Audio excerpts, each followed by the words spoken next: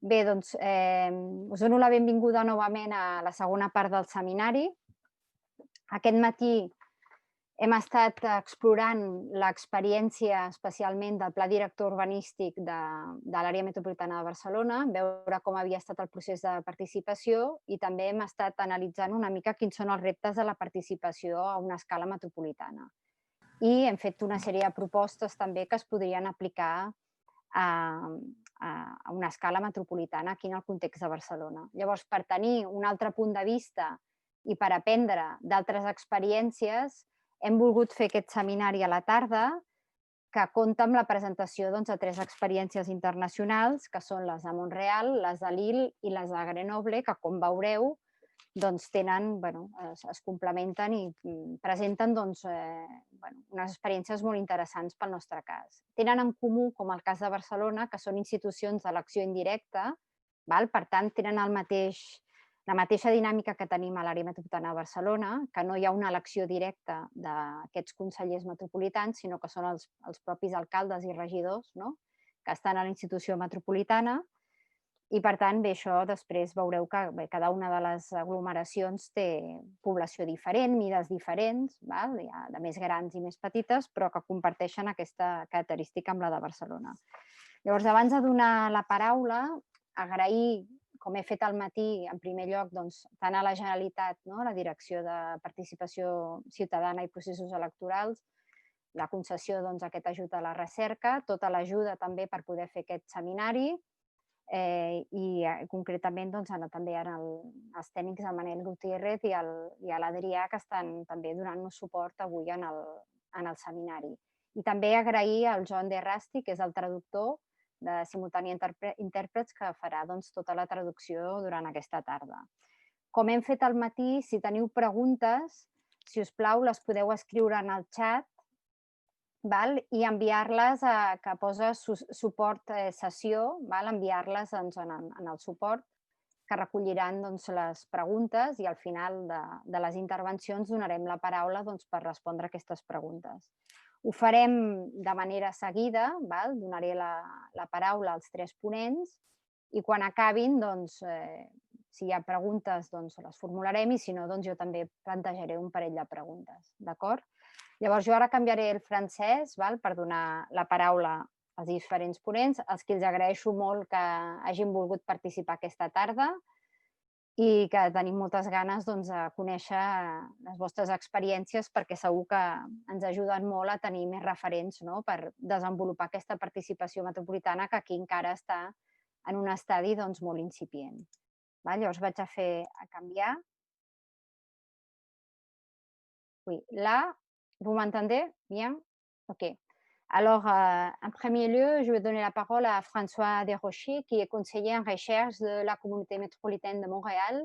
Merci beaucoup, François. Quand tu veux. Merci.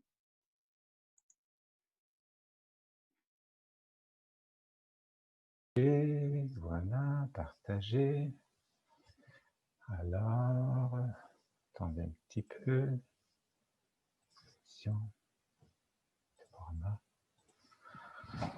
Alors, tout le monde m'entend bien? Oui, bon.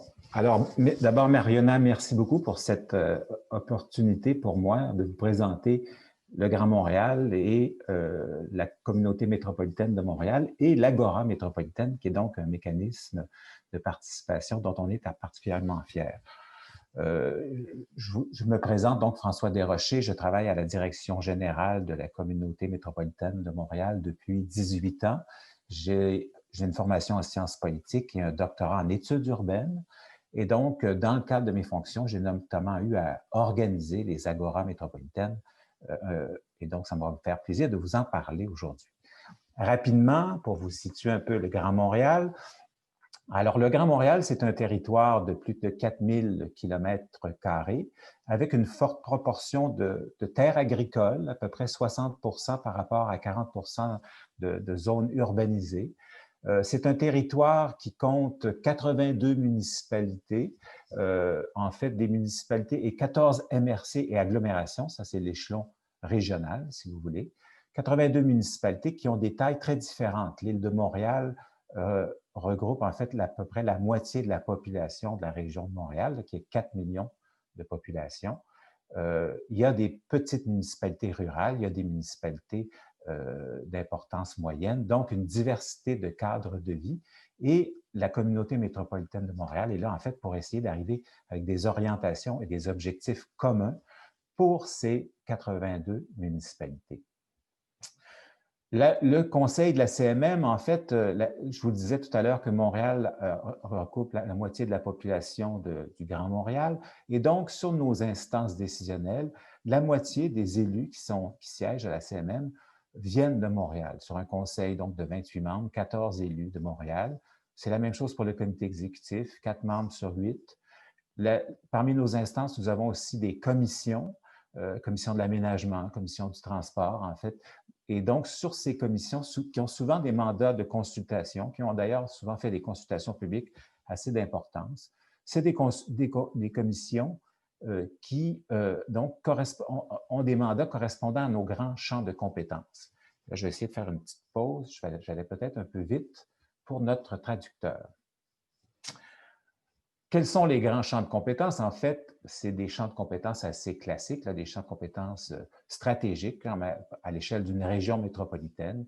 On parle donc aménagement du territoire, transport, environnement, développement économique, logement social et équipement métropolitain. La CMM, en fait, a une mission triple, une mission de planification, de coordination et de financement. Par exemple, en logement social, nous finançons pour à peu près 70 millions, c'est à peu près la moitié de notre budget.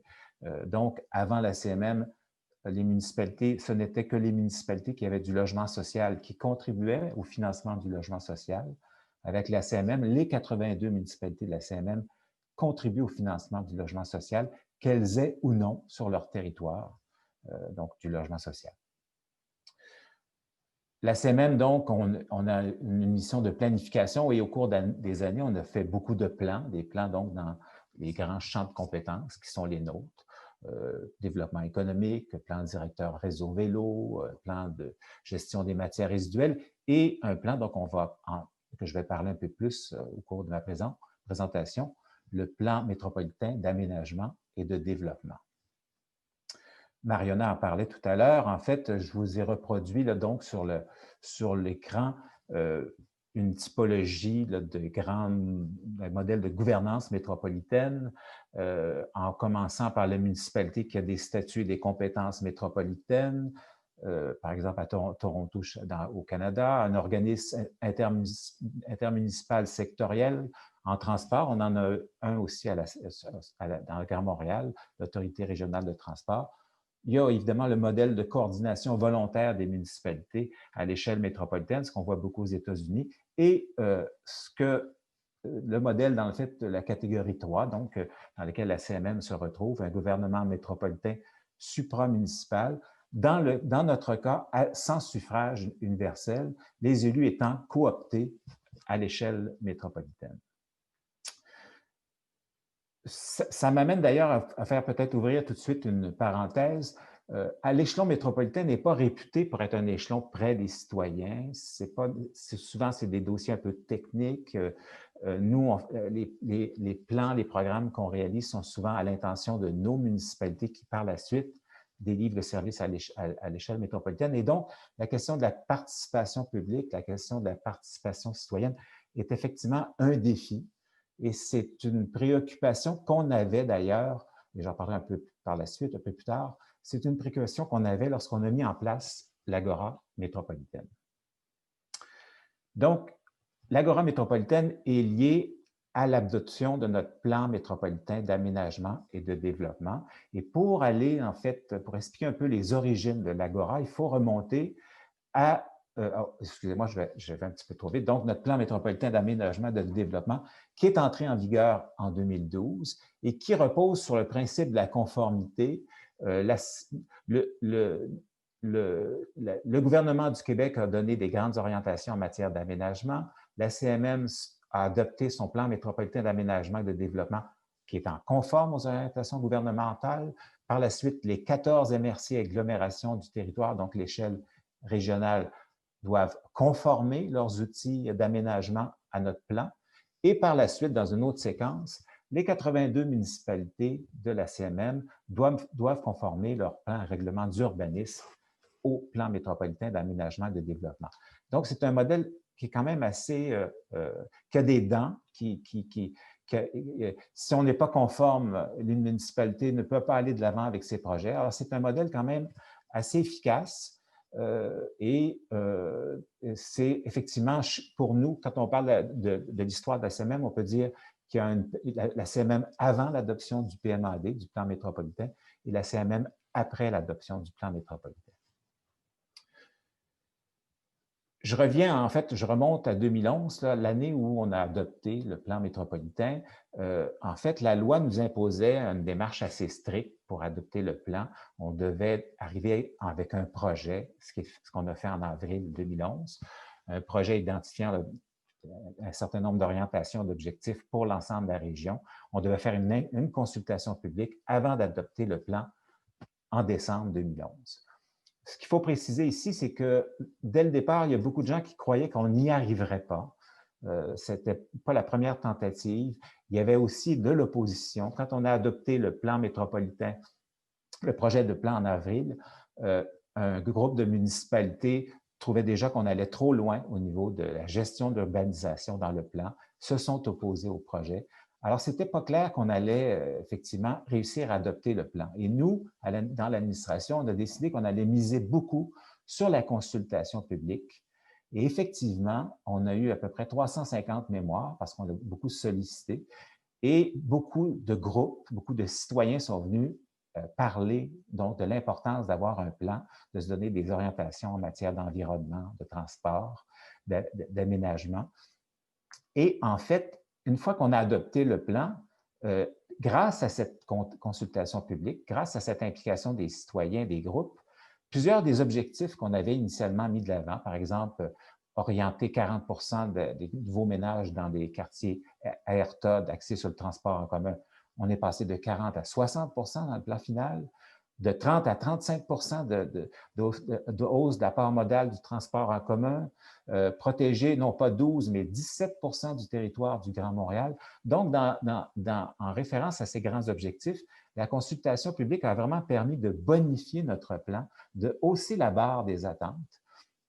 Et ça a été un résultat assez extraordinaire parce que, comme je vous le rappelle au départ, même avec ces objectifs à la baisse, il y avait des municipalités qui étaient plutôt contre et qui se sont ralliées au cours de processus en voyant que la population voulait, dans le fond, s'orienter vers l'atteinte de ces objectifs plus ambitieux. Quand on a par la suite fait une espèce d'évaluation, pourquoi finalement on avait réussi, les conditions de succès de l'adoption du plan, évidemment, il y avait plusieurs facteurs. Le maire de Montréal, à l'époque, avait décidé de mettre tout son poids pour l'adoption du plan. On avait fait beaucoup de diffusion d'informations, des consultations formelles et informelles. Bon, toutes sortes de facteurs en collaboration avec le gouvernement du Québec. Mais un élément très clé pour l'adoption du plan a été l'implication active de la société civile.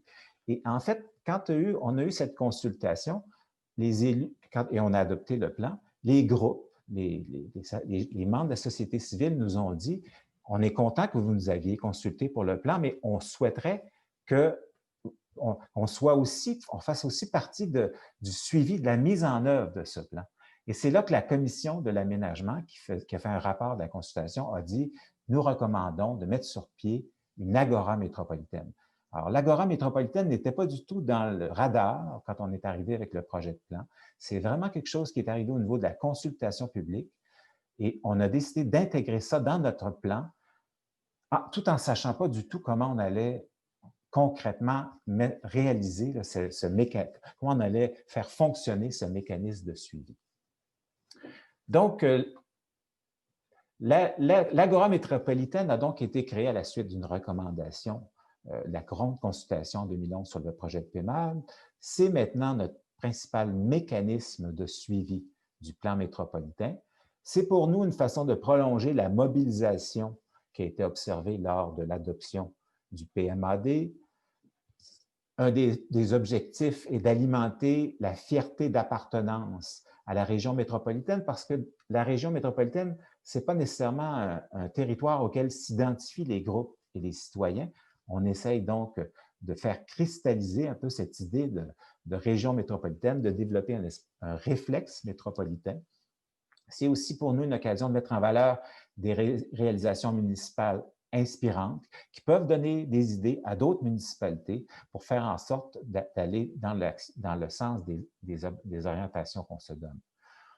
L'Agora, c'est un grand forum, en fait, qui se tient à tous les 2 ans, qui réunit des élus, la société civile, les citoyens. Pour l'organisation de cet événement, les élus, mais aussi des représentants de la société civile font partie du comité organisateur. C'est eux qui décident du programme. Dans le processus, il y a un rôle clé qui est donné à notre commission de l'aménagement, qui est formée donc de 8 élus représentant les 5 secteurs de la CMM. On l'a réalisé quand on est allé présenter dans différents forums internationaux. C'est un modèle assez unique de participation à l'échelle métropolitaine, une pratique exemplaire, je pense, en matière de planification urbaine. Et je pense qu'il faut toujours souligner modèle de participation, mais à l'échelle métropolitaine, une échelle, donc, comme je mentionnais tout à l'heure, qui n'est pas nécessairement perçue comme très proche des citoyens. Depuis l'adoption de notre PMAD et son entrée en vigueur, on a tenu 3 agoras métropolitaines en 2013, en 2015 et en 2018. À chaque fois, la formule et le format s'est un peu complexifié. En 2013, ce n'était qu'un forum avec des assemblées plénières, questions du public. Et par la suite, évidemment, on a produit un rapport pour regarder des traces de ce qui avait été discuté.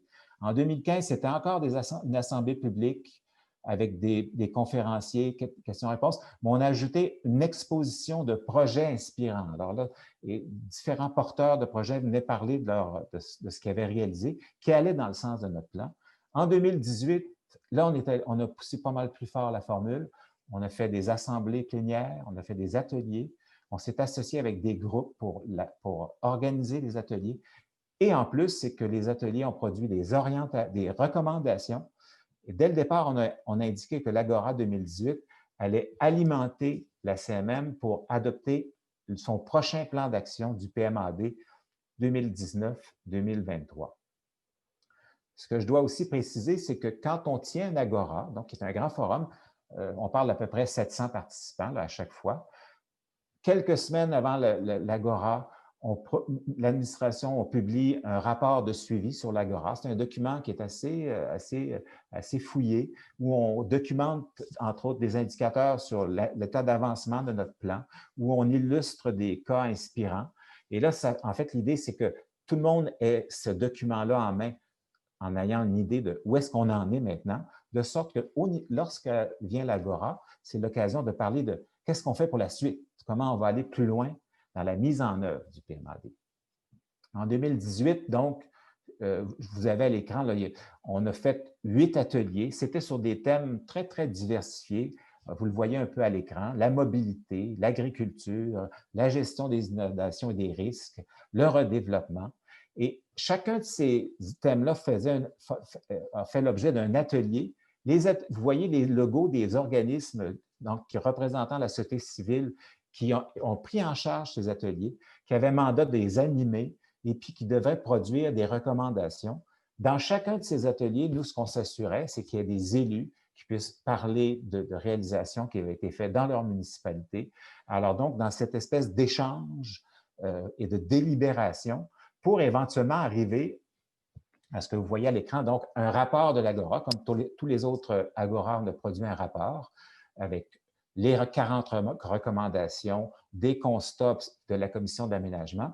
Et par la suite, ça c'est donc en janvier 2019, en avril 2019, l'administration a donc adopté le plan d'action 2019-2023 en indiquant nommément la référence à l'Agora 2018 comme élément ayant nourri la CMM là, pour identifier ses actions. La diapo que vous voyez à l'écran, c'est une diapo qu'on reproduit souvent dans nos présentations quand on parle de notre plan d'aménagement. C'est le modèle, en fait, c'est le modèle CMM, c'est notre modèle qui est basé sur la collaboration. Vous le voyez donc, la collaboration avec la société civile, la collaboration avec le gouvernement du Québec, la conformité des villes et des MRC à notre plan métropolitain, et donc le rôle clé que joue l'Agora métropolitaine avec aussi des comités, des tables de concertation pour la mise en œuvre de notre plan. Ce modèle de la CMM au niveau au niveau de notre plan, j'espère que je ne parle pas trop vite, là, pour moi, c'est pas de traducteur. Donc, ce modèle, on l'a mis de l'avant aussi en 2015, on a organisé une conférence thématique. Mariona était présente comme conférencière, et elle s'en rappellera. On a donc mis en place, on a fait une conférence thématique, c'était dans le cadre des travaux pour l'ONU Habitat en vue de le nouvel agenda urbain. Nous, en fait, notre objectif principal, c'était d'introduire la notion justement d'échelle métropolitaine, d'aire métropolitaine dans la déclaration, pour qu'on comprenne qu'il y a des enjeux qui se posent à l'échelle métropolitaine, des enjeux de développement durable. Et dans la déclaration, donc, qui a été adoptée au terme de la conférence thématique, on parlait évidemment de coopération métropolitaine, mais on parlait aussi de partenariat État, municipalité, aire métropolitaine et société civile. Et en fait, on avait en l'idée un peu notre idée d'agora métropolitaine qui permet effectivement de susciter une espèce de consensus autour des orientations et objectifs du plan métropolitain. Tout ça avec l'objectif, évidemment, d'améliorer la qualité de vie des citoyens. La prochaine Agora devait avoir lieu en 2020. Alors, comme beaucoup de choses qui devaient avoir lieu en 2020, ça a été reporté et reporté. On a fait évidemment quelques webinaires. On a une série en fait, on a reporté une série de webinaires sur l'aménagement du territoire qui auront lieu en 2021. Mais 2021, c'est aussi une année d'élection. Et comme l'Agora regroupe des élus de la société civile, c'est pas une année, l'année d'élection n'est pas la bonne année pour tenir l'Agora. C'est que je pense qu'en fait, on va reporter en 2022 la véritable quatrième édition parce que l'Agora, c'est aussi cette idée d'un rassemblement. Vous le savez, dans ce genre d'événement, les gens se rencontrent dans un corridor, échangent. Cet élément-là aussi qui est très, très important et qu'on ne peut pas recréer. Vous le connaissez, on l'apprend de plus en plus tous, les limites des écrans, de la technologie et des échanges à deux dimensions. Je conclus, je ne sais pas combien de temps j'ai pris, je conclus en fait sur une échelle, un continuum qui permet de qualifier un mécanisme de participation citoyenne. D'abord, je fais tout de suite le bémol, notre Agora a eu de très bons résultats au niveau de la participation de la société civile. Les groupes, on les a impliqués dans l'organisation de l'Agora. Ce sont aussi nos partenaires entre deux Agoras. On a aussi d'autres consultations, on a des projets et c'est souvent ces mêmes partenaires qui sont avec nous. Malgré tous les efforts qu'on a faits au cours des 3 dernières Agoras, la participation citoyenne, à moins qu'un citoyen ait un chapeau de président d'un comité de pression sur les questions environnementales ou des choses comme ça, on n'a pas une forte participation citoyenne. On ne peut pas dire là, que c'est un grand succès. Je pense que c'est les limites aussi du modèle métropolitain. On a quelques idées pour aller un peu plus de l'avant, mais même, je vous dirais que même si ça se limite à la société civile, ça demeure un élément très, très important pour nous, pour mettre de l'avant nos projets, puis pour avoir cette espèce de consensus pour aller de l'avant et pour que les gens de plus en plus développent un réflexe métropolitain. Voilà, c'est ça qui fait le tour. Merci. Merci beaucoup, François. En fait, c'est très intéressant parce que justement, ce matin, on parlait de plan d'aménagement de métropolitaine ici à Barcelone qui est en train de se réaliser, de se dessiner. Encore, on est dans la première phase. Et on parlait du besoin d'avoir un suivi de ces plans et voir comment on peut introduire aussi la participation dans ces suivis. Alors, c'est un bon exemple pour nous aussi pour voir comment on peut avoir une participation plus, disons, stable dans le temps et pas seulement dans des moments ponctuels, mais une chose plus stable. Et la question d'appartenance aussi, c'est une question qui se pose ici.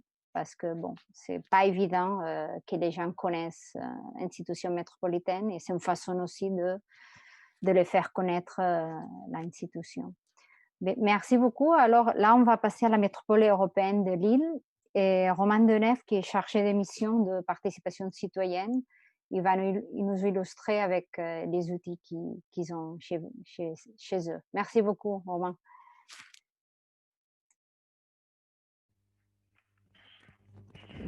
Bonjour à toutes et à tous. J'ose espérer que tout le monde m'entend pour le mieux. Merci pour la présentation à laquelle on vient d'assister. Ça permet de voir et d'opérer des parallèles entre ce qui peut s'opérer de part et d'autre de l'Atlantique. Tout d'abord, j'ose espérer que tout le monde va pour le mieux et qu'il en va de même pour vos proches.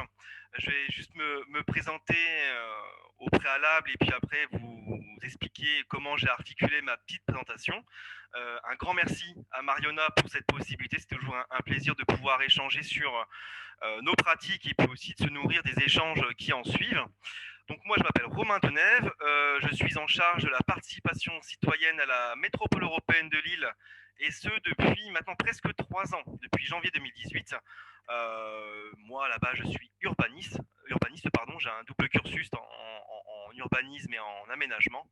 Et auparavant, j'ai officié 3 ans dans une commune, dans une ville située tout au nord de la France, pas loin de la Belgique. Il s'agit d'Hazebrouck, non loin de Dunkerque. Je ne sais pas si potentiellement ça vous énonce quelque chose.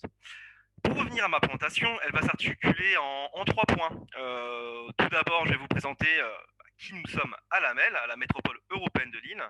Dans la foulée, je vais centrer mon exposé sur notre action en matière de participation citoyenne avec un véritable accent sur la plateforme de participation citoyenne que nous avons propulsée, mise en ligne depuis mars maintenant 2018 avec Open Source Politique qui déploie la solution Decidim en France, qui doit potentiellement vous parler, je pense.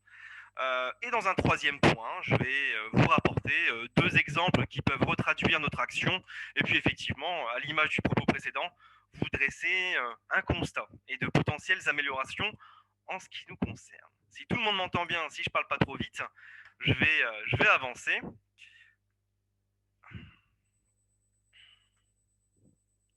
Alors, voilà, parfait. Le propos est en anglais, mais je vais pour ma part me contenter du français à l'oral.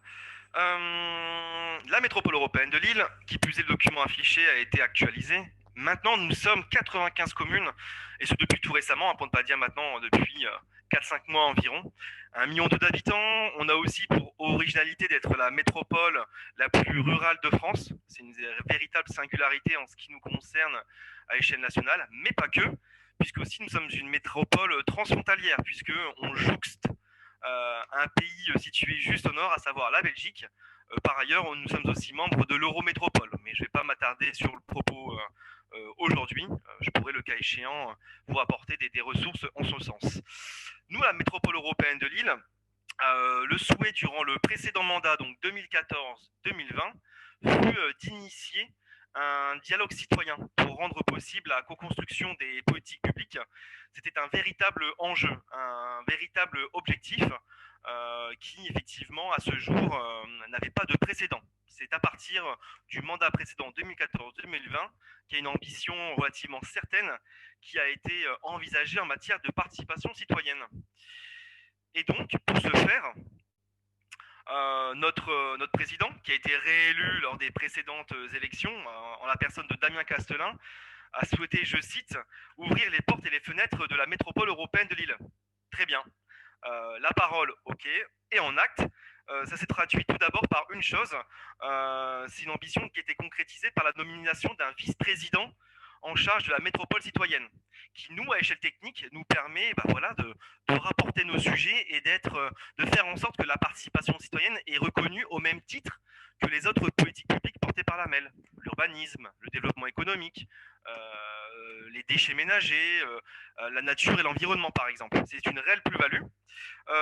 Et de ce fait-là, avec la nomination de ce vice-président en charge de la métropole citoyenne, ma direction dans laquelle j'officie est récente à échelle humaine puisqu'elle date de décembre 2015. Ça vous permet de vous dire dans quelle mesure toutes les démarches que je vais vous rapporter aujourd'hui, finalement, à échelle humaine, elles ont approximativement 5 ans en termes d'antériorité. Je vous ai parlé du prisme politique, puis effectivement, dans quelle mesure l'ambition était donnée. Concrètement, en acte, par quoi ça s'est traduit? Vous voyez exposé ici le visuel qui est celui de la charte de la participation citoyenne de la métropole européenne de Lille. Document que je vais dans la foulée vous faire parvenir dans le chat. Ce document, en fait, on a fait l'effort de le rendre communicationnel avec ce jaune cette couleur jaune qui la singularise. Mais en fait, ce document, il a autant de valeur qu'une délibération, par exemple, portant sur la pollution des sols. Ça permet effectivement d'offrir un cadre et une réelle portée aux démarches envisagées en matière de participation citoyenne. Ce document, cette charte de la participation citoyenne, elle n'a pas été réalisée par les techniciens dans leur coin avec un arbitrage politique. Bien au contraire, elle a été délibérée en décembre 2016 et avant d'être délibérée, il y a eu un temps long qui a été mis en œuvre afin d'opérer un travail collaboratif avec les communes, les citoyens, le Conseil de développement de la métropole européenne de Lille, qui est une instance de démocratie délibérative. Je pourrais aussi vous rapporter dans le chat le lien vers leur site internet. Il ne s'agit pas aujourd'hui pour moi d'exposer, d'aller plus loin sur le propos, mais j'en appelle à votre curiosité. Et en gros, cette charte, c'est l'expression d'une ambition volontariste et ça offre un contrat, un cadre participatif. Et elle définit une finalité, elle énonce des valeurs que vous voyez exposées ici en 4 points, enrichir les décisions, construire ensemble, prendre part au dialogue, améliorer les services, mais aussi une méthode et des objectifs opérationnels, puisque à l'issue de ce document, vous allez voir tout un volume d'actions qui nous était donné de mettre en œuvre dans le cadre du précédent mandat. L'idée et l'ambition, l'enjeu premier qui était poursuivi au travers de cette charte de la participation citoyenne fut de initier une citoyenneté métropolitaine. Comme l'a justement rappelé notre interlocuteur précédent, et je le remercie, force est de constater que l'échelon intercommunal métropolitain n'est pas nécessairement celui qui est le plus en proximité avec les habitants usagers citoyens. Et donc, la question que l'on s'est posée, c'est être citoyen métropolitain, c'est quoi et dans quelle mesure ils peuvent prendre part à la construction des politiques publiques. Voilà pour ces premiers éléments. Ça, c'était mon introduction, on va dire. Et comme je vous l'avais annoncé, là, je vais centrer mon propos sur notre action en matière de participation citoyenne et un véritable focus sur notre plateforme de participation citoyenne qu'on a déployée depuis donc maintenant mars 2018 à l'occasion des 2e rencontres nationales de la participation qu'on avait organisé, qui est the événement, la date à retenir au niveau national en matière de rencontre des acteurs de la participation citoyenne. La dernière édition a eu lieu il n'y a pas plus tard qu'une semaine et demie, 2 semaines, juste avant le confinement. Donc nous, on avait accueilli les 2e rencontres nationales de la participation qu'on avait organisées avec Décider Ensemble. Et donc, en fait, cette plateforme de la participation citoyenne, elle est relativement intéressante à questionner en termes de possibilités. Elle permet une chose, c'est d'offrir et de faire en sorte que la participation citoyenne s'opère 24 heures sur 24, 7 jours sur 7. Puisque force est de constater qu'à échelle humaine, je défie quiconque d'être volontaire, d'être disponible pour mener les missions qui lui incombent 24 heures sur 24, 7 jours sur 7. Le fait d'avoir un portail numérique peut répondre à cet écueil. Bien évidemment, le numérique ne se suffit pas à lui seul, et je développerai un peu plus après.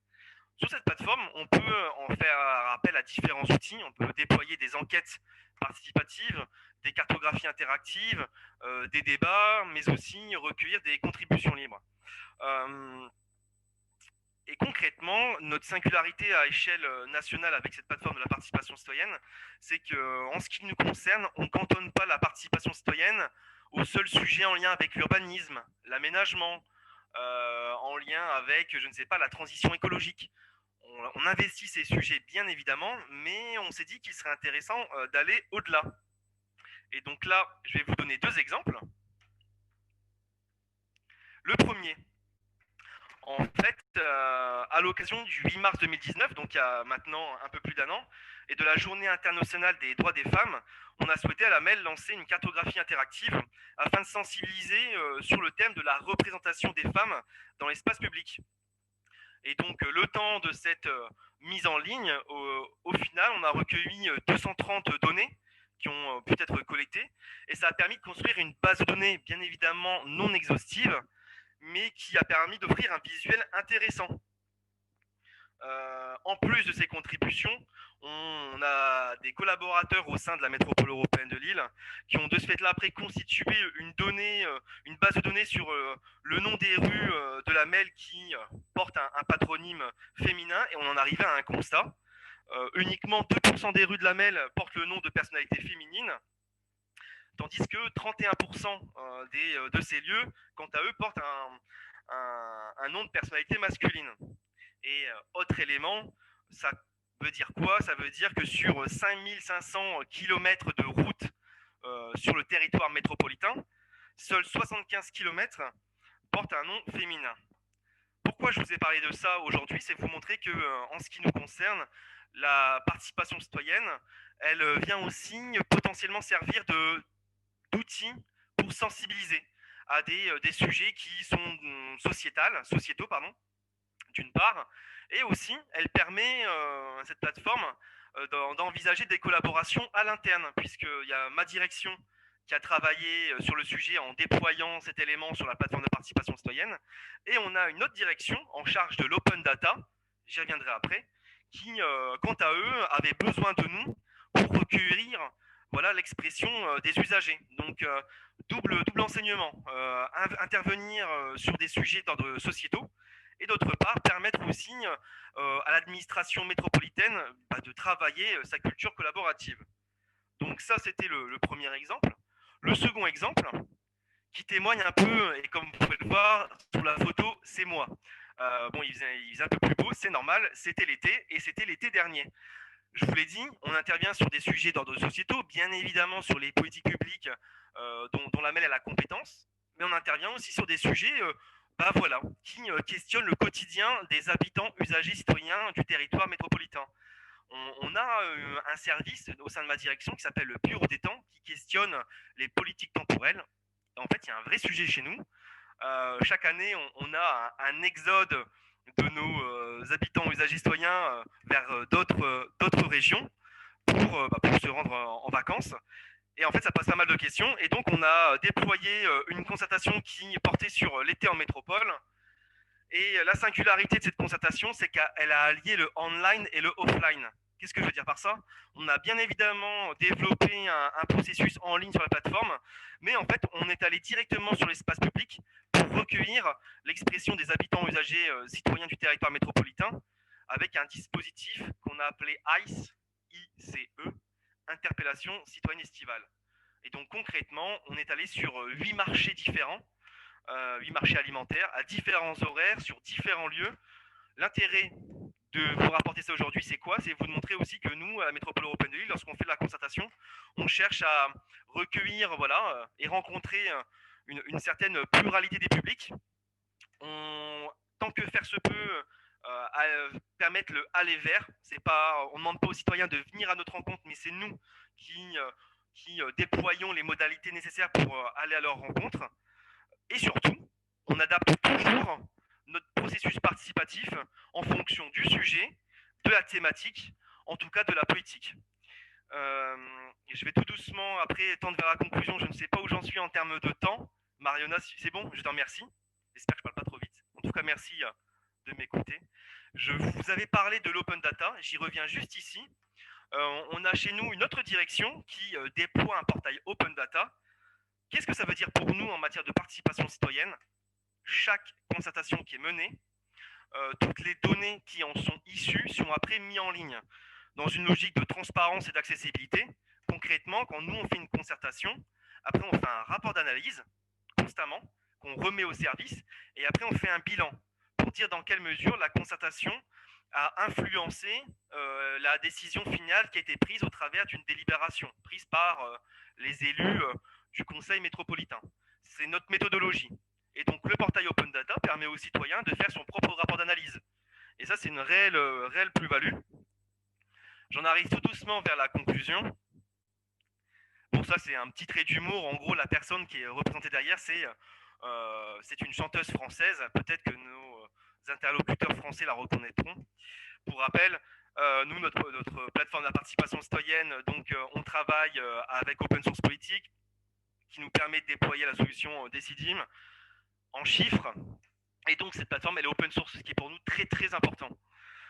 Donc, nous, depuis 2016, c'est près de 40 concertations qui ont pu être menées, 17 politiques publiques qui ont été concertées, les plus ambitieuses. En France, nous avons voilà, le plan local d'urbanisme intercommunal, le programme local de l'habitat, le schéma directeur des déchets, le schéma de développement des infrastructures de transport.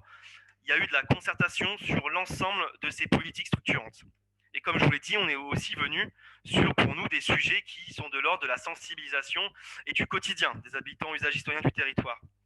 Mais on ne s'est pas arrêté à ça, puisqu'en parallèle, on a aussi un peu travaillé notre sujet avec la plateforme et on a initié une démarche innovante en matière d'intelligence territoriale avec le conseil de développement dont je vous ai parlé. On a initié ce qu'on appelait un RAP, R-A-P, mais il ne s'agit pas de hip-hop, bien au contraire, il s'agit d'un réseau des acteurs de la participation qu'on a initié l'année dernière et qui fédère les techniciens en charge de la participation au sein des 95 communes, les élus en charge de ce sujet au sein des communes, ainsi que les membres des instances de participation dites officielles. L'intérêt, c'est quoi? C'est de conférer à la plateforme de la participation citoyenne de la MEL un rôle d'interface commun permettant l'échange et le partage de connaissances en matière de participation citoyenne sur le territoire métropolitain. Et en gros, ce qui est permis grâce à la plateforme, on peut créer des espaces privés. Sous réserve voilà, d'accès, on peut déployer des instances privées au sein desquelles on peut essayer de avancer sur la gouvernance participative de notre plateforme. Et je vais en finir tout doucement avec ma petite conclusion et je prends mes fiches pour ne pas oublier des éléments. Je vous ai mis ici des liens vidéo que je vous remettrai dans le chat pour que vous puissiez voir en vidéo concrètement tout ce que j'ai pu vous dire. En termes d'axes d'amélioration, on en a 4. Nous, on pourrait effectivement envisager d'accroître la visibilité et le rayonnement de la plateforme pour tendre vers toujours plus d'inclusion, puisqu'effectivement, pour être tout à fait transparent, il nous faut maintenant toujours faire connaître notre action et aller capter ce qu'on appelle les invisibles, ceux qui sont toujours le plus loin des marges de participation citoyenne. On souhaiterait aussi consolider la traçabilité de nos données issues des processus de participation citoyenne.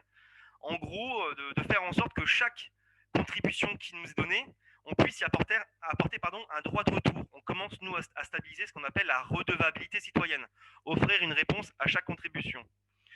Troisième et avant-dernier point, accroître, excusez-moi pour les notions, l'interopérabilité, le lien et la collaboration entre tous les outils que nous avons à la métropole européenne de Lille à destination des usagers.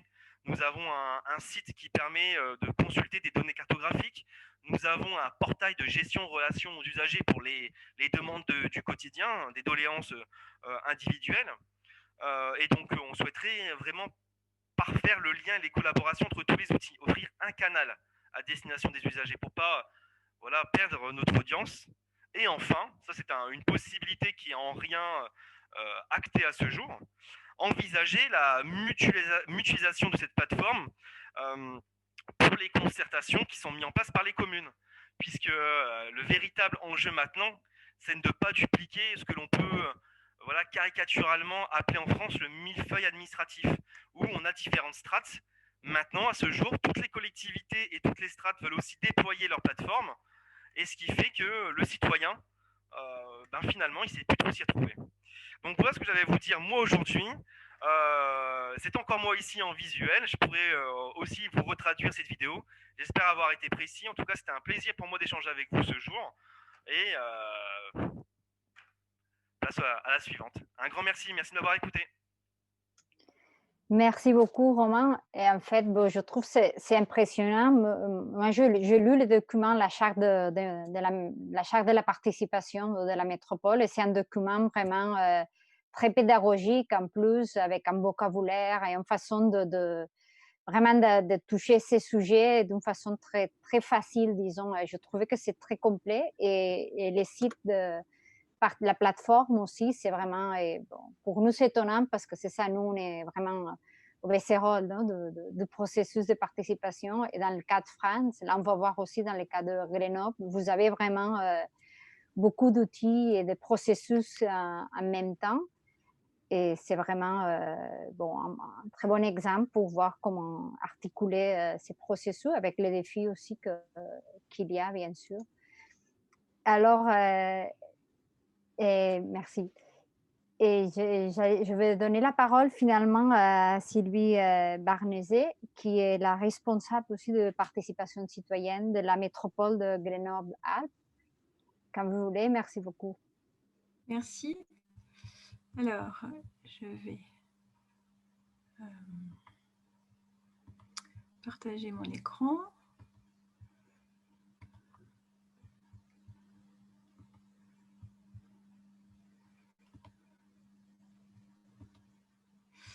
Voilà, merci beaucoup.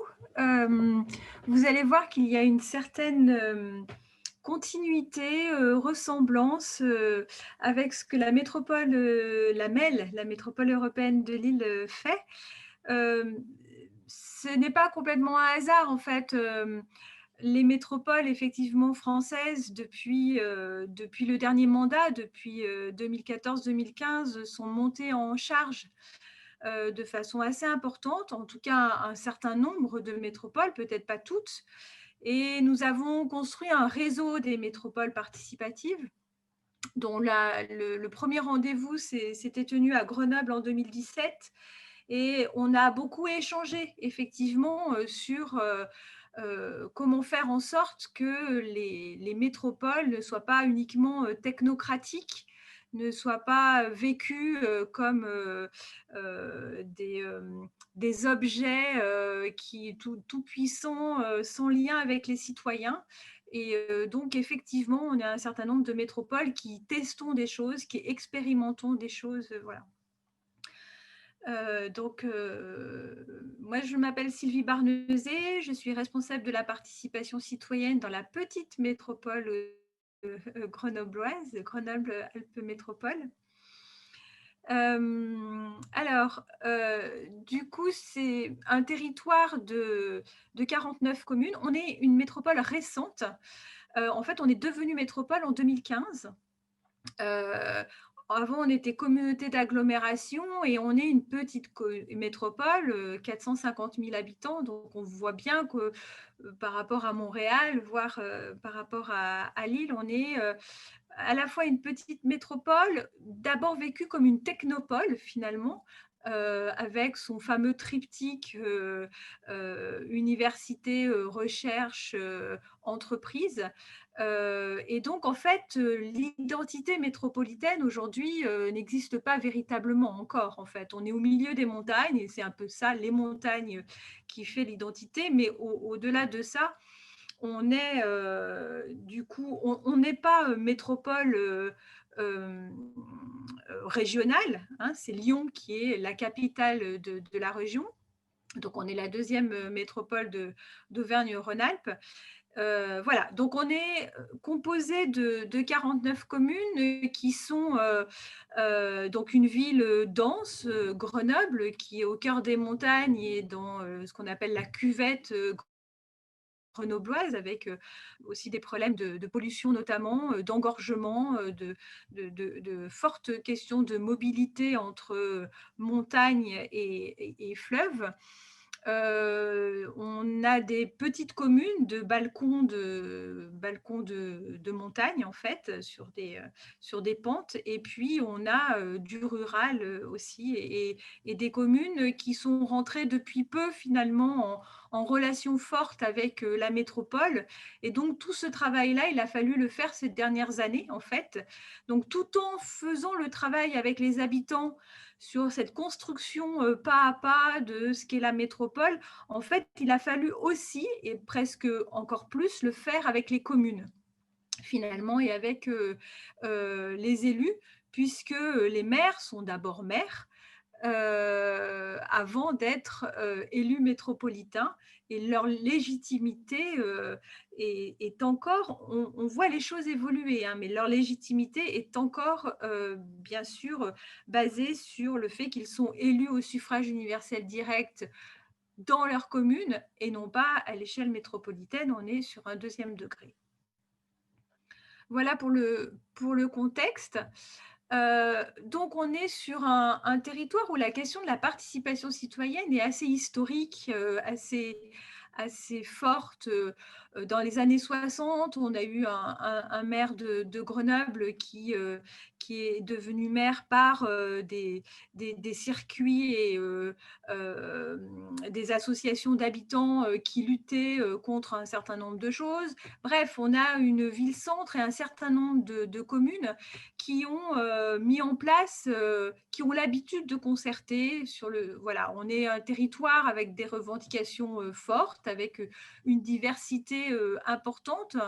On dit parfois un territoire de résistance, en fait. La Révolution française est née dans notre territoire. Donc voilà, c'est des choses qui, voilà, c'est une histoire qui est présente et on est un territoire aussi, comme je le disais, sur lequel les enjeux environnementaux sont très importants. On a tous les risques possibles et inimaginables.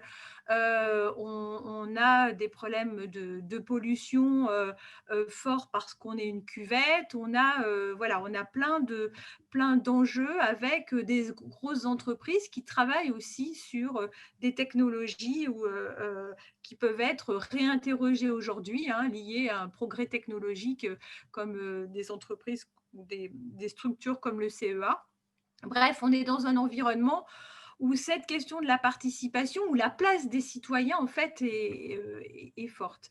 Et du coup, la métropole, qui du coup est devenue métropole en 2015, s'est dotée de compétences importantes, comme l'a dit Romain, toutes les métropoles en fait, du coup, ont vu des compétences arriver, l'eau, l'énergie, le plan local d'urbanisme, l'habitat, une partie de l'économie, etc.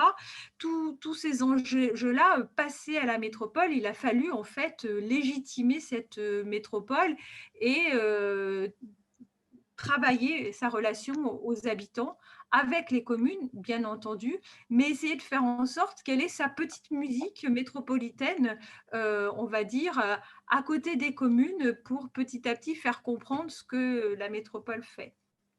Du coup, finalement, un peu comme Lille, et c'est normal, on est dans le même processus démocratique. On a construit une délibération cadre. Alors nous, on ne l'a pas appelé une charte de la participation, mais là, c'est pareil. On a eu plein de réunions, plein de forums, etc., pour élaborer cette délibération, pour poser les engagements de la métropole, pour poser le socle de son action participative. Donc, et c'est finalement aujourd'hui encore notre socle, que je vous expliquerai qu'on est effectivement à l'aune d'un nouveau mandat, enfin, on ouvre un nouveau mandat, donc tout ce travail-là, on va le refaire, on en fait l'évaluation et le bilan et on va travailler sur d'autres pistes. Donc, le premier axe, c'était partager et piloter la participation citoyenne au sein de la métropole, c'est-à-dire qu'effectivement, comme l'a dit Romain, il y avait l'identification et le besoin, et ça s'est avéré avec une vice-présidente de la métropole en charge de la participation citoyenne, un pilotage politique, mais aussi ouvert à travers un comité permanent de la participation qui a intégré des associations, des membres d'instances participatives et des élus, qui a du coup été le comité de pilotage de toute la politique participative de la métropole. Donc, contribuer à construire une métropole de solidarité et de proximité, parce qu'effectivement, on voit bien, ces métropoles, comme on le disait, elles ne peuvent pas se construire sans la relation avec les communes, en étant une espèce de supra-technocratie au-dessus. Et donc, ce maillage, en fait, de proximité nous a été fortement demandé par les élus.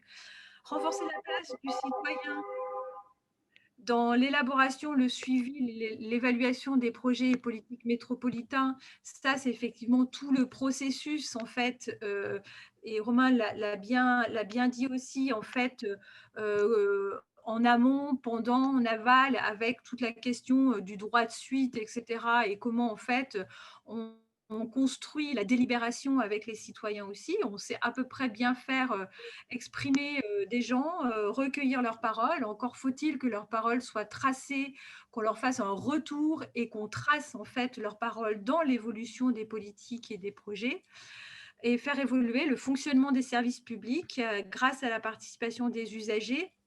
Donc on a effectivement un certain nombre de comités d'usagers qui sont très proches des services et qui font des remontées d'usagers sur la qualité des services de l'eau, de l'énergie, des déchets, etc. Donc aujourd'hui, en fait, en une phrase, notre ligne d'action en matière de participation citoyenne, c'est construire avec une approche d'inclusion une responsabilité partagée de l'action publique métropolitaine dans une société en transition. Voilà, en gros, aujourd'hui, on est là-dessus.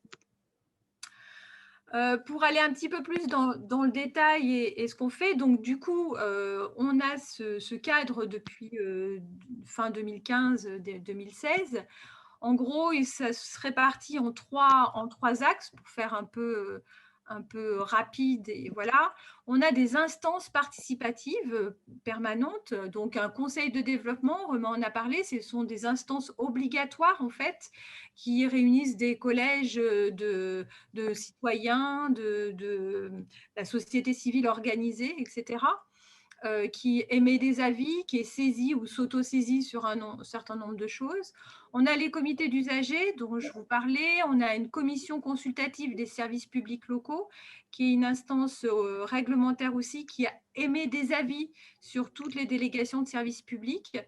Et on co-anime avec les communes des conseils citoyens politiques de la ville dans les quartiers populaires. Voilà, donc ce sont des citoyens qui suivent les subventions qui sont données aux associations dans les communes. Donc en gros, c'est notre socle de personnes engagées.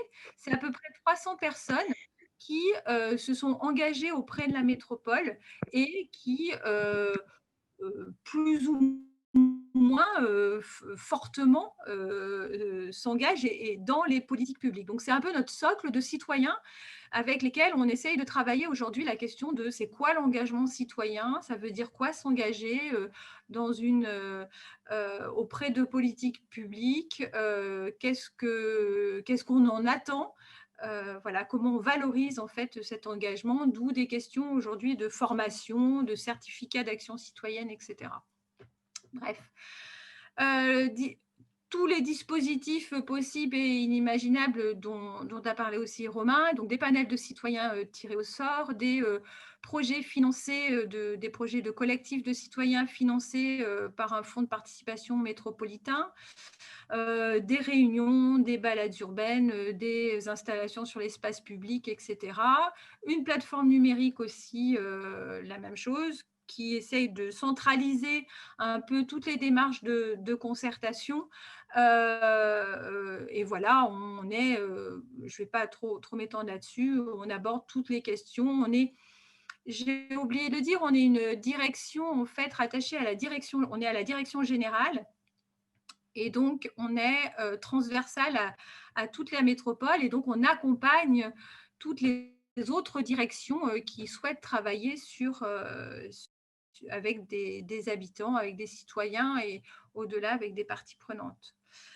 Là aussi, on a des réseaux, un réseau externe, le réseau territorial de la participation, comme l'a dit Romain. On anime ce réseau avec les 49 communes, les instances participatives des associations, des agents et des élus pour faire culture commune, échanger sur c'est quoi la participation citoyenne, et puis un groupe référent en interne au sein des directions, voilà, un espace de co-développement, de formation, d'entraide, etc. Donc notre plateforme, voilà, c'est pareil, je ne vais pas trop en parler.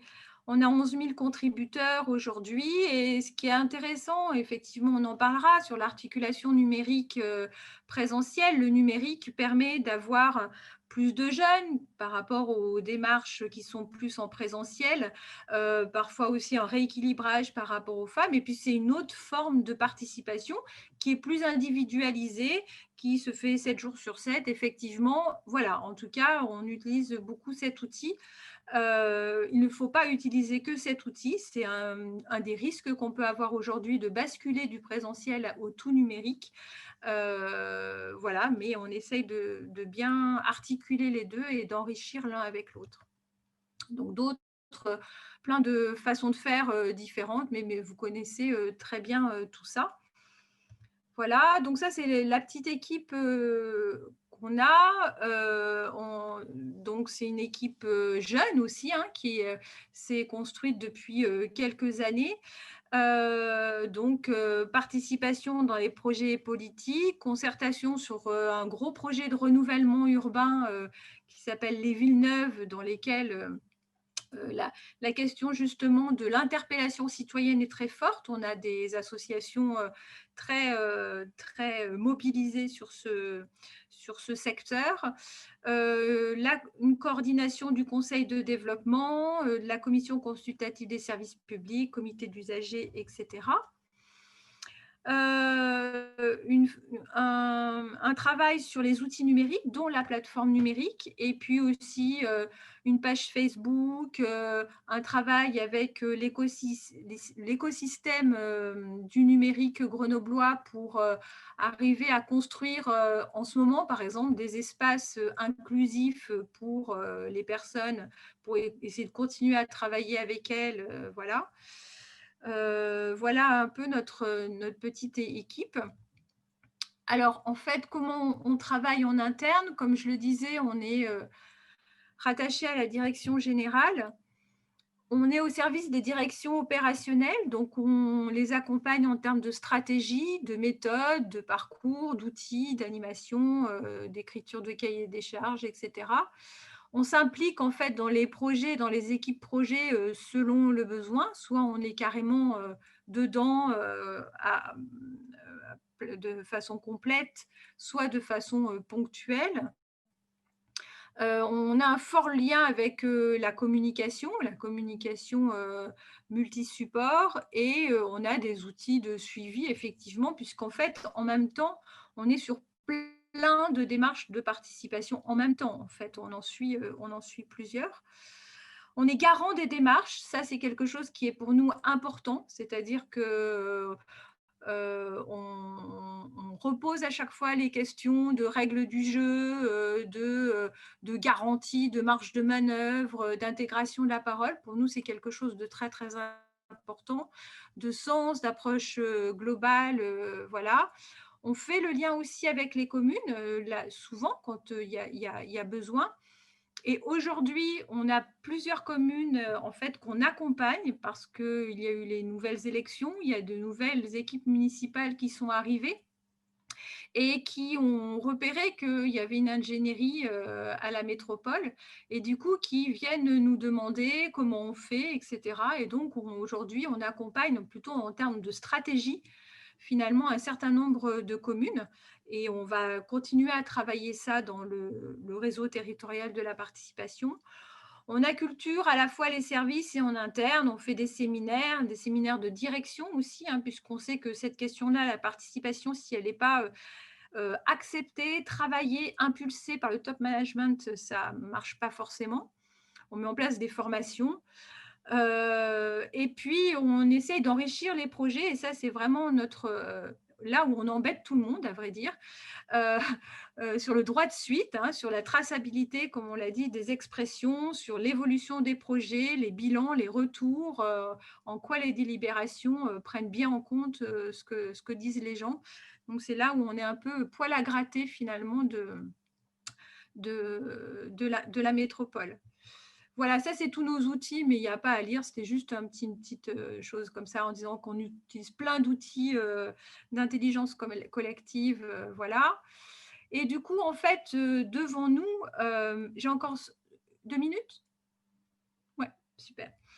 devant nous, en fait, on a une loi engagement et proximité qui indique dans sa loi, c'est une loi de 2019, qui indique que après renouvellement de la métropole, de l'exécutif métropolitain, on peut organiser un débat sur la place des citoyens dans l'élaboration, le suivi ou l'élaboration des politiques publiques. Donc on s'est saisi de ça, mais de toute façon on l'aurait fait puisqu'on l'a déjà fait en 2015, pour réouvrir en fait une nouvelle démarche là pendant 6 mois pour aller vers une nouvelle délibération ou une charte ou quelque chose aussi, un pacte. Aujourd'hui, on l'appelle le pacte citoyen métropolitain, sur lequel on veut faire des débats. Alors, c'est un peu plus compliqué que d'habitude parce que pour l'instant, on part sur du distanciel, mais on va essayer aussi de faire du présentiel, donc aller sur le territoire, faire plein de forums, de rencontres, etc. Plutôt aujourd'hui sur ces 4 axes-là, tout n'est pas finalisé, hein, mais on est en train de le construire. On a une délibération d'ouverture en fait de la démarche qui va passer le 20 novembre. Donc c'est tout maintenant. Notre premier axe aujourd'hui, c'est mieux accompagner et valoriser le pouvoir d'agir et renforcer la diversité des expressions, notamment des personnes éloignées physiquement et socialement. On voit que les questions d'inégalité se renforcent véritablement et la crise ne l'a pas arrêté, loin de là.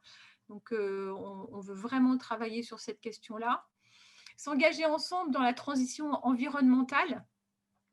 Je vous l'ai dit, on est un territoire où cette question est portée fortement par les élus. Donc, on veut vraiment l'affirmer fortement à travers un budget participatif métropolitain orienté plan air énergie climat et des conventions citoyennes pour trouver ensemble les leviers du changement des comportements. Donc ça c'est voilà, plus éco-responsable.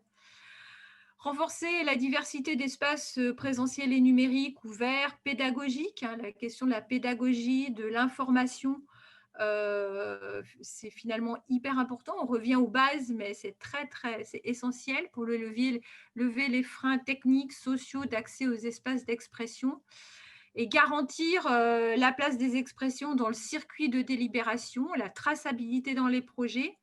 Ça, on voit que l'île avec l'île, on est sur la même longueur d'onde. Assurer le droit de suite, évaluer les démarches avec les participants et se faire accompagner de garants externes à la collectivité quand les démarches sont complexes. Voilà, merci beaucoup. Bon, merci beaucoup. Vraiment, bon, c'est sûr qu'en France, vous êtes vraiment dans une autre dimension de la participation citoyenne. Vous avez une quantité énorme d'outils. Et c'est sûr, ce matin, on parlait de l'importance du cadre institutionnel pour expliquer un peu la participation citoyenne à l'échelle métropolitaine. Et c'est sûr que dans le cas de France, c'est très clair que vous avez ces cadres que force aussi aux métropoles à développer ces politiques. Et seulement pour avoir une vice-présidence de la participation, déjà de façon transversale dans les politiques et tout, ça vraiment, ça donne une reconnaissance à la participation très forte et une équipe aussi qui travaille sur ça. Pensez qu'à Barcelone, on n'a même pas un règlement, une charte de participation. Il n'y a pas non plus une équipe qui est dévouée à la participation. Alors, c'est sûr que pour nous, c'est un exemple, bon, c'est un peu comme un futur envisagé pour nous des outils, mais le cadre institutionnel, je pense que ça aide à comprendre beaucoup, non, le déploiement de ces outils. Alors, j'avais, comme les cas de Montréal et les cas français sont un peu différents, j'avais une question plus pour Montréal et une autre question pour les deux métropoles françaises.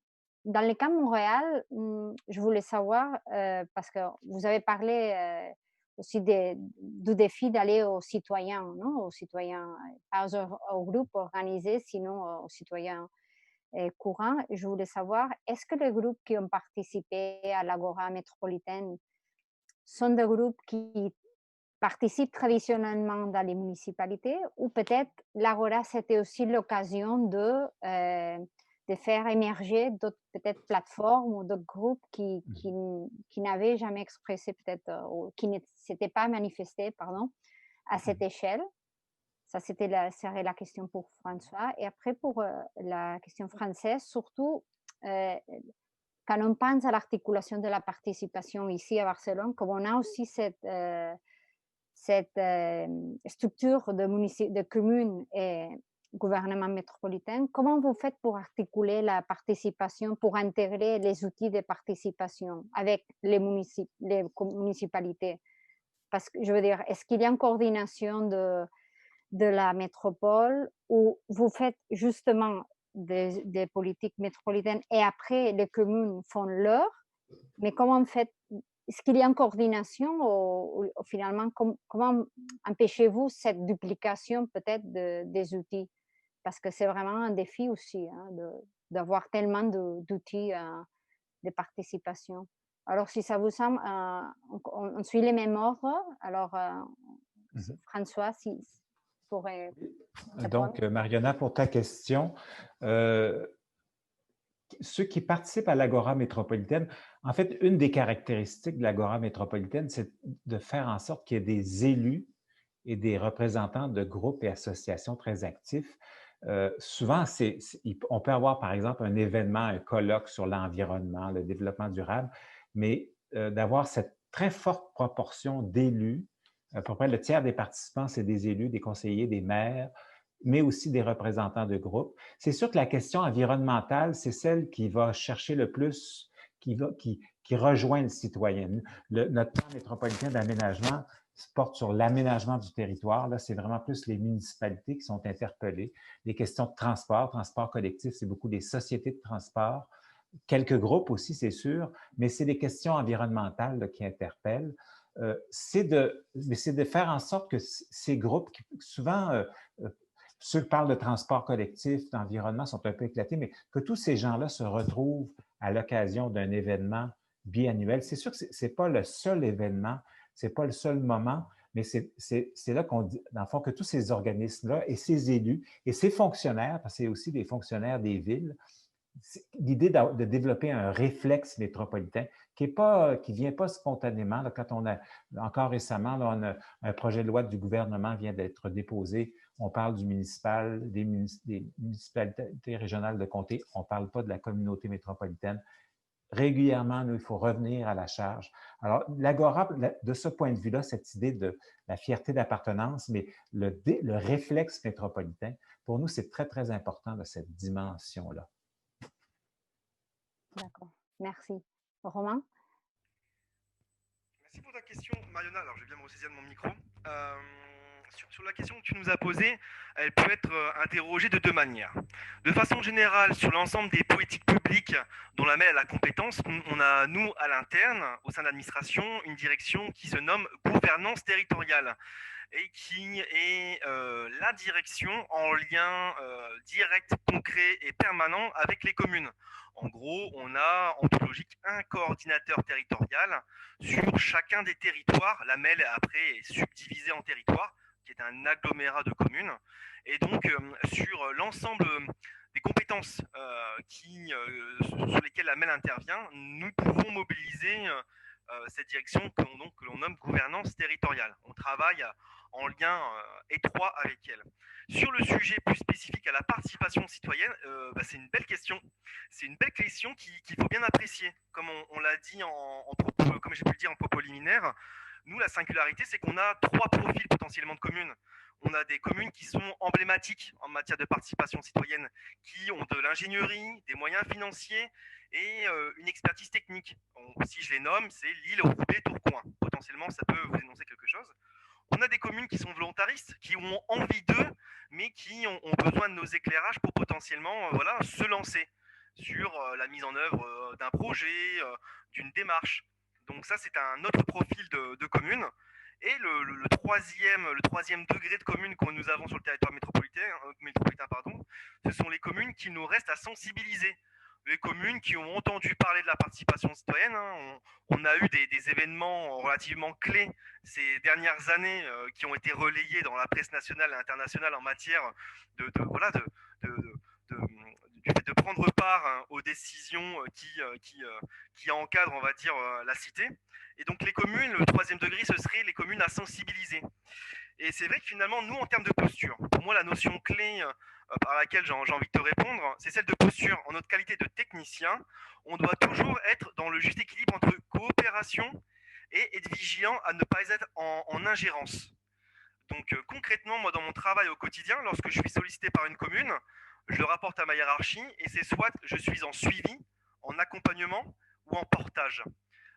Donc on est toujours vigilant. Par exemple, et j'en finirai par ça, lorsque je vous ai parlé de la concertation Vos traités en métropole, lorsqu'on est allé sur l'espace public, ok, bien qu'effectivement on soit sur l'espace public métropolitain, je suis sur l'espace public des communes, et donc ne serait-ce que pour ça, au préalable, je mets dans la boucle les services techniques et les services opérationnels des communes pour bien m'assurer que ce soit rendu possible.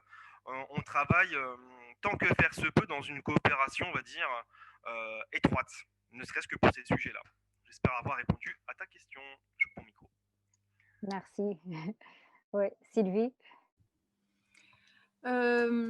Alors, nous, on pourrait dire que quand on fait de la concertation sur des politiques publiques métropolitaines, on y va. On y va franchement.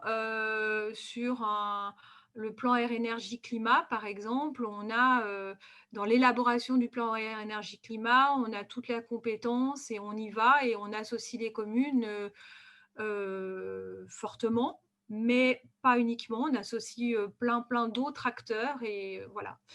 Quand on est sur des approches plus urbaines, d'aménagement, d'urbanisme, d'espace public, comme le dit Romain, ça tombe quelque part en fait. Enfin voilà, ça se pose quelque part.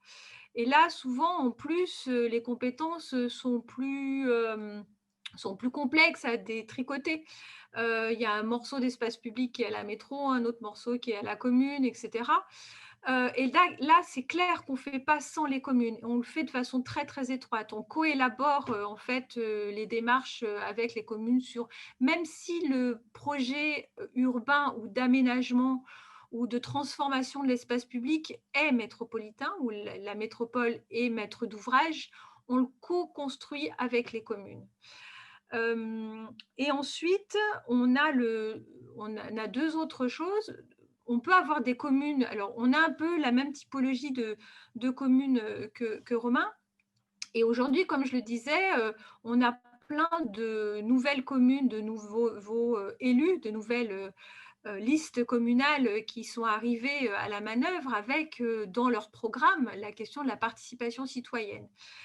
Mais il y en a plusieurs, un certain nombre, qui, au-delà de l'écrire, ne savent pas trop comment faire. Et donc, on fait partie finalement de l'ingénierie qu'ils ont repérée et on se met bien volontiers à leur disposition. Alors, il faut qu'on ajuste en fait jusqu'où on va. Hein, on ne va pas faire à leur place. Mais on les accompagne dans la compréhension de ce que c'est. On peut animer des séminaires de direction, des séminaires d'élus, on peut les accompagner dans des assises de la participation qu'ils veulent mettre en place, etc. Pour nous, en fait, ça nourrit cette approche qu'on a depuis un certain nombre d'années et sur lequel on veut continuer, cette culture partagée sur le territoire, montée en charge en culture partagée sur la participation citoyenne. Et pour nous, c'est faire métropole, c'est aussi ça, c'est aussi partager avec les communes, les acteurs, etc., ce que c'est que la participation citoyenne. Et donc, plus les communes s'outilleront, monteront en culture et en compréhension de ce que c'est, mieux ça sera. Et puis après, on a une petite singularité, on va dire, avec la ville de Grenoble, qui est une ville qui s'est positionnée politiquement très fortement sur ces questions-là, qui est dans les réseaux nationaux et internationaux. Et du coup, on a passé un mandat, on va dire, où nous, la métropole, on se sentait un peu moins reconnue que la ville de Grenoble. et parfois un peu mis devant le fait accompli que la ville de Grenoble lançait des grandes aventures participatives, des grands objets participatifs. Donc là, on voit que la participation citoyenne est aussi un objet politique qui peut être de positionnement politique. Donc, on va voir dans ce nouveau mandat comment les choses vont se construire. On souhaiterait les articuler de façon, nous, en tant que techniciens, en tout cas, on voudrait les articuler de façon beaucoup plus, voilà, mailler vraiment les choses entre la ville et la métropole. Mais nous n'avons pas, le président de la métropole n'est pas le maire de la ville-centre. Il y a quelques petits tiraillements politiques. Et la participation citoyenne est dans cette aventure-là politique aussi. Ce n'est pas qu'un objet technico d'ingénierie. Et ça, j'y tiens aussi. Pour moi, c'est important. C'est aussi du politique, du faire ensemble et donc du politique. Et on est aussi dans ces enjeux-là. Oui, merci beaucoup. Ils m'ont demandé par les chats, comment vous faites? Est-ce qu'il y a une articulation entre les plateformes participatives et virtuelles? Par exemple, si la ville de Lille a aussi la plateforme d'Acidim ou la ville de Grenoble, comment vous faites cette articulation au virtuel? Bon, oui, Sylvie, après. Ok. Donc, sur le premier mandat, non, pas d'articulation. Et comme je disais, volonté politique d'affirmer l'un et l'autre. La ville de Grenoble a développé un budget participatif et a développé une plateforme numérique pour son budget participatif construit sans la métropole. La métropole a développé son outil numérique. Aujourd'hui, voilà, on va voir. Nous, techniquement, encore une fois, nous les techniciens, nous souhaiterions faire en sorte que la plateforme numérique de la métropole puisse s'ouvrir effectivement aux communes, faire en sorte qu'il y ait un espace des communes où que chaque commune puisse mettre ses concertations, ouvrir des espaces de contribution, d'appel à projets, etc. On va voir notre vice-président récemment nommé, parce que nous, ça a été assez long, comme on avait une petite crise politique. On vient d'avoir notre vice-président de façon très récente. Il souhaite faire le tour des communes. Donc, dans le tour des communes, c'est quelque chose qu'on va aborder et on sait déjà, d'ores et déjà, qu'il y a des communes qui, ça les titille de mettre en place un outil numérique. Donc, voilà, nous, on voudrait essayer de faire en sorte que faisons attention avec les finances publiques et peut-être qu'on pourrait mutualiser un certain nombre de démarches et d'outils.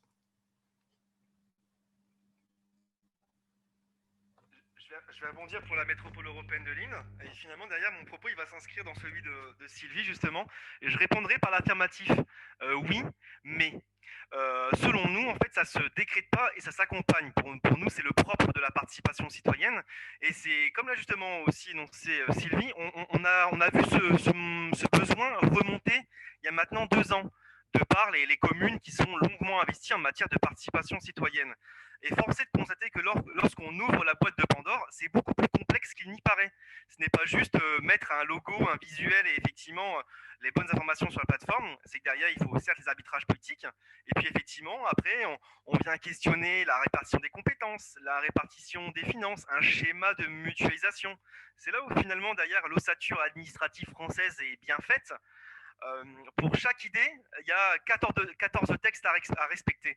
Et fort de ce constat-là, nous, on avait initié une réflexion il y a maintenant 2 ans, lors du précédent mandat, lorsqu'on a vu arriver les premiers besoins. Et justement, pour le prochain mandat, c'est mon actualité brûlante. Lorsque Sylvie parlait de gouvernance, moi, dans 2 jours, je vais animer. Il y a une première réunion qui a eu lieu ce matin, et en fait, il y a une tournée des maires qui va être organisée. Donc, 7 réunions avec l'ensemble des maires du territoire métropolitain qui vont être menées pour le pacte de gouvernance métropolitain, dans lequel on va poser 3 questions. La première, c'est effectivement derrière quels sont vos besoins en ingénierie pour que nous on puisse bien calibrer notre offre. Encore faut-il qu'on ait justement une appréciation de leurs besoins. Donc, on a établi une enquête qu'on va mettre à disposition des maires et des techniciens en charge du sujet au sein des communes Pour la question du budget participatif métropolitain, c'est une réflexion qui est à l'ordre du jour, mais à l'état de réflexion, puisqu'effectivement, après, en termes de gouvernance, comment on fait se rencontrer la logique communale intercommunale, sachant que pour les communes, lorsqu'elles proposent un budget participatif, 70% des propositions sont de l'ordre des compétences métropolitaines. Donc généralement, il y a une fin de non-recevoir qui est posée à près de 70% des propositions. Donc ça pose un véritable constat, mais après vient le volet, on va dire, financier et surtout opérationnel, puisque le temps administratif, c'est pas le temps citoyen. Si moi aujourd'hui je dépose ma proposition le 3 novembre et que j'attends que l'échelon intercommunal et communal se positionne, ma proposition elle va sortir en 2024. Donc c'est comment aussi nous on est efficient à échelle technique. Et puis effectivement derrière après vont se poser les questions purement en lien avec la citoyenneté. Donc si je devais effectivement répondre à la question, je dirais que oui, mais ça s'accompagne plus que ça se décrète. Si on souhaite faire ça, c'est pas la métropole européenne de Lille qui doit décider au nom des communes, mais bah voilà, au préalable, on fait le même travail participatif que l'on fait avec les habitants usagers citoyens, on le développe avec les exécutifs des communes ainsi que les techniciens. Voilà, voilà. D'accord. Merci beaucoup. Vraiment, c'est très, très intéressant, hein, et je pense qu'on a beaucoup de choses à apprendre et que c'est vraiment un très bon exemple pour tirer des leçons pour comment améliorer la participation citoyenne. Alors bon, c'est 5 heures, presque 5 heures, et il y a plus de questions, non? Je pense que ça va être tout. Alors je pense que c'est le moment de finir les séminaires. Je vous remercie vraiment beaucoup pour avoir participé et avoir échangé avec nous. J'espère qu'on pourra avoir des contacts dans les futurs aussi, et je vais essayer de suivre aussi l'évolution de vos métropoles. Et bon, si vous avez aussi des questions à propos de Barcelone plus tard, mais vous avez même mon contact aussi pour m'écrire. Et à tous les participants, vous remercier aussi pour votre présence aujourd'hui. Et j'espère qu'on va pouvoir continuer à parler de la participation citoyenne à l'échelle métropolitaine, qui chez nous est encore, il a un long chemin à suivre, mais j'espère que ça va se développer dans le futur. Merci beaucoup et bon, prenez soin de vous et bon courage à tout le monde. Merci beaucoup. Merci. Au revoir. Merci beaucoup. Mariona. Au revoir. Merci. Merci beaucoup. Au revoir. Au Au revoir. revoir.